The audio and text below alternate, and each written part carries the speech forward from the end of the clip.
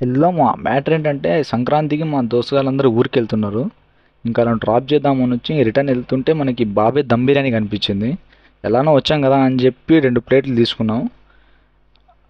మొత్తం 2 పీసెస్తో రైస్ అయితే మంచిగా వేసి ఇచ్చాడు. దీని ఎగ్జాక్ట్ లొకేషన్ ఎక్కడ అంటే మీకు కేపీహెచ్బి మెట్రో దగ్గర కిందనే ఉంటుంది బాబాయ్ దమ్ బిర్యానీ అని. ఇంకా అలా తీసుకొని మా పీజీ దగ్గరికి అయితే వచ్చేసాం. ఇగో ఇక పైకి వెళ్ళి రూమ్లోకి వెళ్ళి టేస్ట్ ఎలా ఉందో చెప్తా.